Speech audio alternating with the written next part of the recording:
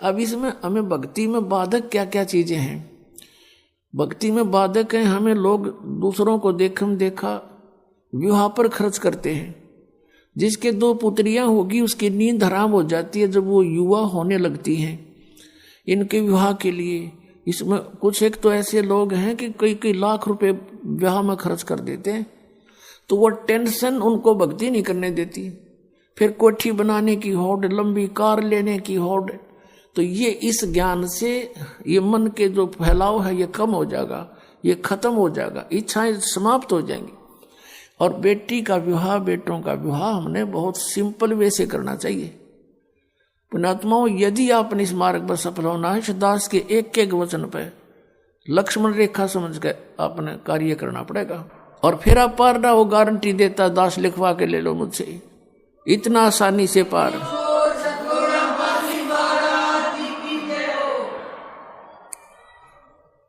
इन car कोठियान के सिर में मारेगा, सारी उम्र खो दी इन कोठी बनाने में, कार खरीदन में, अर्थ कल मृत्यु हो जा। गधा बना फिर कुत्ता बन के अंडे सैर से पट्टे करता। तो ये हमने ज्ञान नहीं था, हम देखा लाएंगे। अब बच्चा जो है बचपन से कोई बुराई नहीं करता, 90% बुराई या जो भी क्रिया है समाज से सीखता है। अब देखा कोई बालक ऐसे सिगरेट पी रहा लंबी लंबी करके, तो दूसरा भी शुरू करे, जबकि उसको एक्सेप्ट नहीं करता शरीर उसका। पहली बार पीओ आँखा में पानी आवे, फिर लेकिन देखा फिर चाहे कुछ भी हो करना ही है, दिखाना मैं भी पीता हूँ।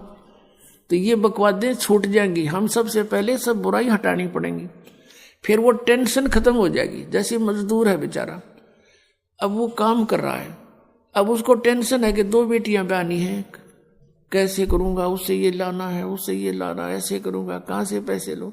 और फिर जब ये समस्या परमानेंट हल हो जाएंगी कति। और वैसे नहीं, ये ज्ञान होगा।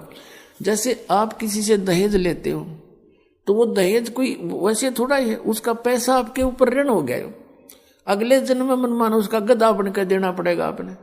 परमात्मा कहते हैं तुमने उस दरगाह का मैल नहीं देखा और धर्मराज के तिल तिल का लेखा, एक एक पाई का हिसाब करना पड़ता है वहां पर।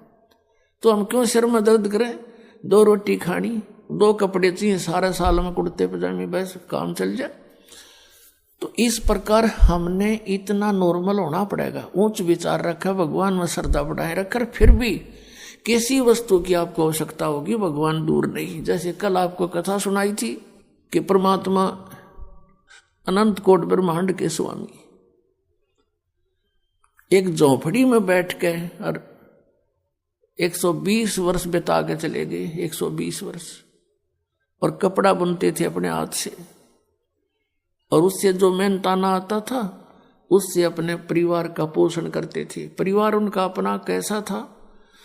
एक मुंह बोले माता पिता थे 2, जो कमल के फूल से उनको उठा कर लाए थे, और एक पुत्र एक पुत्री थी जो मुर्दे जीवित किए थे, एक दरिया में बहता हुआ जा रहा था। शेख तकी एक धार्मिक गुरु था सिकंदर लोधी राजा का, उसको सोचा था कि ये शायद यूं ही मान ले, उसने शर्त रख दी थी कि कबीर कोई मुर्दा जिंदा कर देगा तो मैं इसको अल्लाह मान लूंगा।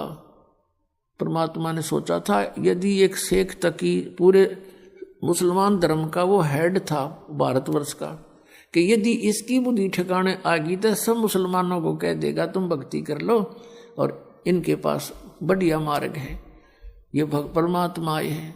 तो उन्होंने इस सोच करके एक मुर्दा किसी ने बहा दिया था, जल प्रवाह कर देते हैं कुछ कबीले, उनको ना जलाते हैं ना दबाते हैं मिट्टी में। तो वह सैकड़ों व्यक्तियों के सामने परमात्मा ने वो आत्मा धर्मराज से छुटवा के वापस के छोड़ इसको वापस और जीवित कर दिया था। और वो बच्चा फिर 12-13 वर्ष की उम्र का था, वो कबीर साहब ने अपने साथ अपने पुत्र के रूप में रखा था। उसने आत्मा ने ज्ञान हो गया था कि हमारा पिता तो वास्तव में ये है। ऐसे उस शेख तकी की लड़की थी सिकंदर लोधी के धार्मिक गुरु की, वो कब्र में दबा रखी थी, मर चुकी थी।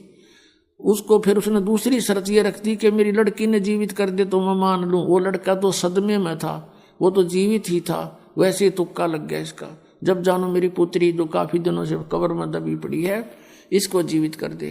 कई हजारों व्यक्तियों के सामने परमात्मा ने कब्र फुड़ा के वह लड़की भी ऊपर से छुड़वा के धर्मराज से वापस जीवित करवा दी थी।